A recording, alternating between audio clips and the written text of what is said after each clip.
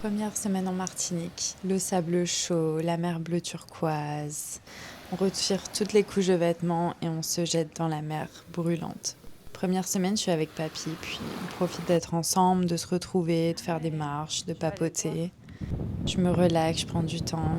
Ça fait du bien. Après des mois intenses de voyage, enfin, je me détends un petit peu. Je laisse l'ordinateur fermé dans sa pochette. Et je prends vraiment le temps de profiter de chaque journée, de chaque minute. Là, on est à la savane des pétrifications.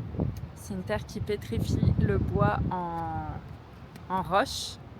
Mais il faut passer ce petit pont et ces rochers. Mon grand-père a 80 ans et il a vécu plusieurs années avec ma grand-mère en Martinique quand ils étaient jeunes. Ma mère est née là-bas, puis un an après, ils sont rentrés en France. Alors, la Martinique, c'est un peu comme la deuxième maison finalement.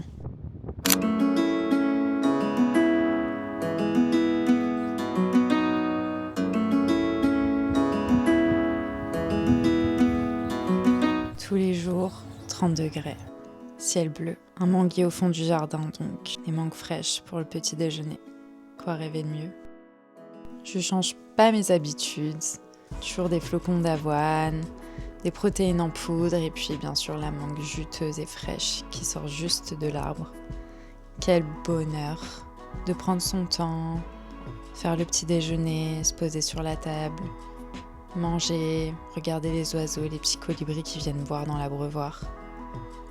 Un pur plaisir. Juste prendre son temps en fait.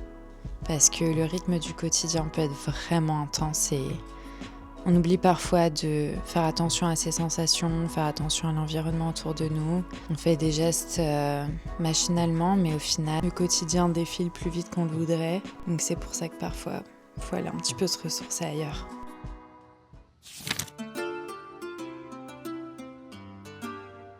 Aujourd'hui, on décide de visiter, ou plutôt devrais-je dire de revisiter, la distillerie Saint-James, une des plus belles de l'île. On a pu aller visiter toutes les étapes, le petit musée, profiter du jardin et de cet environnement vraiment florissant. Donc ceci est un manguier. Regardez toutes les mangues qu'il y a par terre. Incroyable. On a aussi profité pour aller visiter l'habitation La Salle, une ancienne sucrière. La Martinique est marquée par une histoire très très forte, l'histoire de l'esclavage. Les esclaves étaient amenés sur l'île pour ensuite travailler dans les champs de canne à sucre, les couper et faire de la production de sucre. Par la suite, on a découvert qu'on pouvait aussi en faire du rhum. Alors les productions ont un petit peu changé. Ce matin, on visite une ancienne usine de sucrerie, donc là où ils produisaient le sucre de canne. Donc, du coup, les personnes, ils allaient dans les champs de canne, ils récoltaient la canne, puis ensuite ils en faisaient du sucre dans ce genre d'endroit d'exploitation. Et c'est ça. En tout cas, il y a aujourd'hui beaucoup d'habitations coloniales à aller visiter. Elles sont toutes plus belles les unes que les autres. Mais quand on pense à ce qui s'est passé dans ces habitations, on les regarde un petit peu différemment. Puis on pense à tous ces gens qui ont trimé sous la chaleur, des siècles auparavant. J'en profite ici pour faire un petit rappel de passer du temps avec vos aînés, passer du temps avec vos grands-parents, vos parents, les écouter parler de leur histoire. Ils en ont des choses à vous apprendre. De tout ce que me raconte mon grand-père, j'ai l'impression qu'à l'époque c'était plus facile. Plus facile de rencontrer des gens, des amitiés plus fortes, des liens créés plus rapidement, plus soudés, des amis qu'on revoit des années après mais avec lesquels rien n'a changé. Aujourd'hui c'est pas nouveau, tout va vite. Mais il faut vraiment prendre le temps de ralentir, d'apprendre à connaître les gens de manière profonde, de revenir vers les gens, de prendre des nouvelles. Juste de leur accorder de notre temps, de leur accorder la qualité d'un moment passé ensemble. De décrocher le téléphone, le mettre sur le côté et de vraiment discuter. C'est ce que j'ai fait avec mon grand-père pendant une semaine et ça m'a grandement apaisée.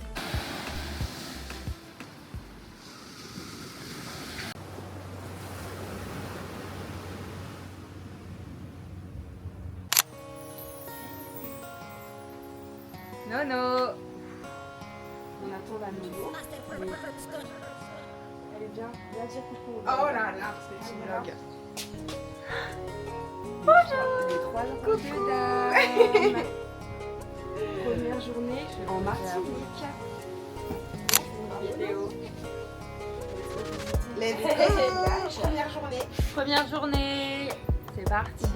Ça y est, les filles sont enfin arrivées et mon rêve depuis toujours se réalise, leur faire découvrir l'île où j'ai passé tant de moments où je suis venue avec ma famille, où j'étais un petit peu toute seule, où malgré tout je m'ennuyais un petit peu et j'ai rêvé d'être là avec mes copines et profiter dans la mer et de rigoler, d'aller boire des verres et des cocktails et ça se réalise enfin et quel bonheur de voir l'émerveillement dans leurs yeux, de voir à quel point elles trouvent ça aussi beau et de juste partager ça en temps réel. C'était juste le plus beau cadeau de les voir émerveillés devant les paysages.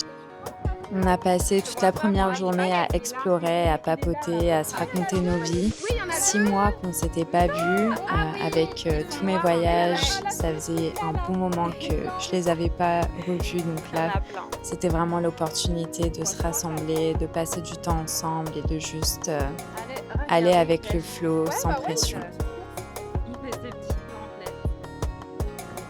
Voilà.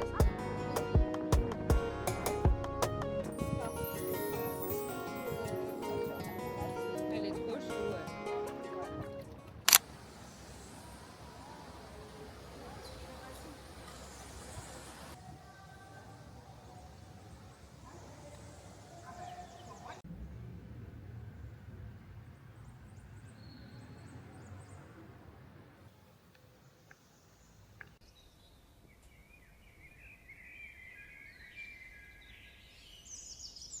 Le lendemain, on a pris la route pour se diriger vers justement le nord de l'île et vers le jardin de Balata.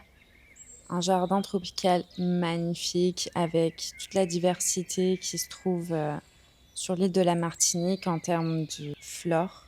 C'est incroyable, toutes les plantes qu'il y a, les oiseaux, les fleurs, c'est tellement flamboyant, luxuriant.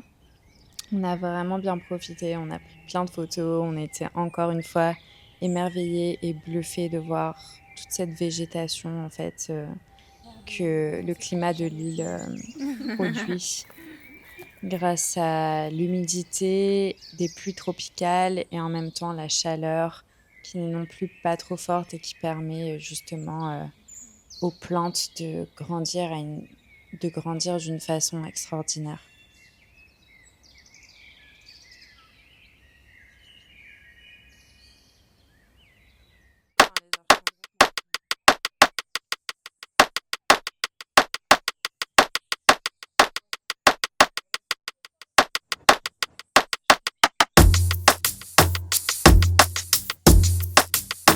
T'as trop de swag. C'est une ricaine, Nono. On pourrait vraiment croire pour une ricaine. Hein. Non, ouais, c'est sûr. Moi, je parle de rien. C'est qu'elle fait ça bien, Noémie. C'est bien, Noémie. Bravo, Nono. Bravo. Oui. L'accessoire, toujours l'accessoire, quoi. C'est bien.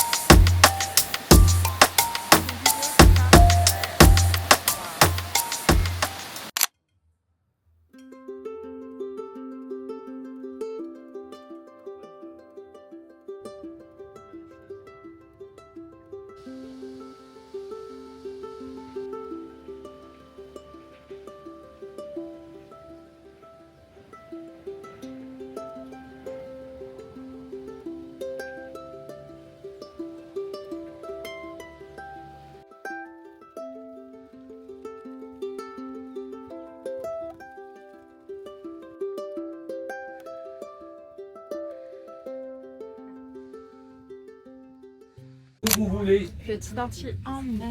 Ah ouais, on a failli partir avec Baba. C'est vrai. Ça va être trop la folie. Nous rejoignons. On vous retrouve dans l'eau.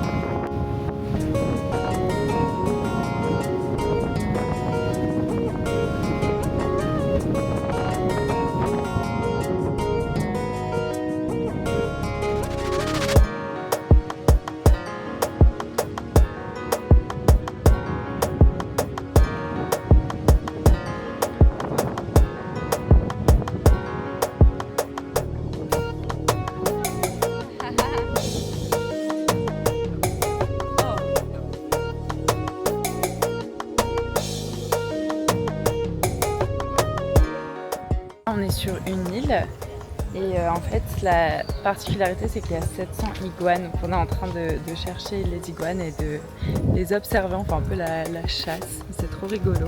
On est avec tout le groupe, là on fait une petite sortie en bateau aujourd'hui et c'est trop drôle, on en a déjà vu plusieurs. On se dans Koh-Lanta. Alors ici il y en a deux. Ils sont vraiment sur le point de se reproduire. On voit le mâle, il est caché derrière. Ah, regarde. Il y va. Waouh! Il va se faire jeter. Il va tomber. Waouh, c'est incroyable! Ah non, il commence à faire des signaux. Ça, c'est quoi? C'est des signaux? Ouais, il dit.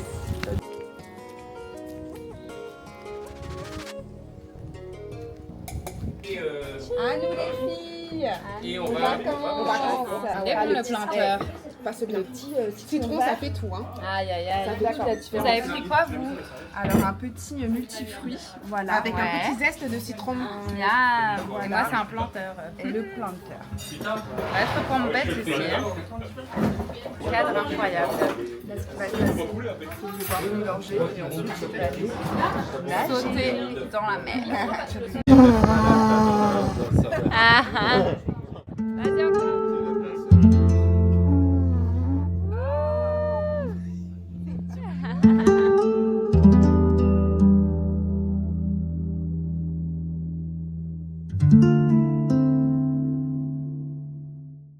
Petite rando, Morne de l'Archer et ça commence dans le dur quoi. Je vous montre le chemin. Les filles, on est déjà tout transpirantes, c'est un truc de fou. Mais on vous retrouve là-haut pour la vue.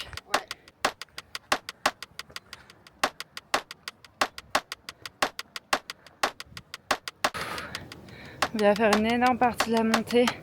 Là les filles me rejoignent à pied mais c'est vraiment pas évident, vous pouvez voir ma tête. Oh mon dieu, on est tout transpirante.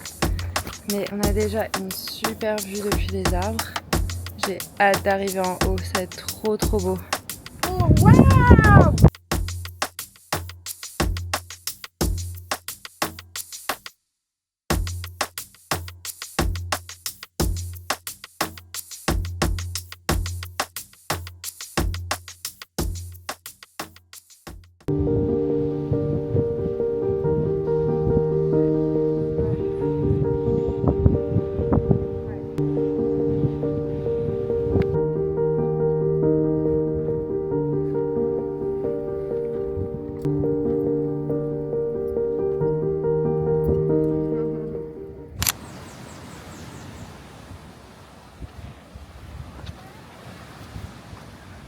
Ça y est, rando terminée.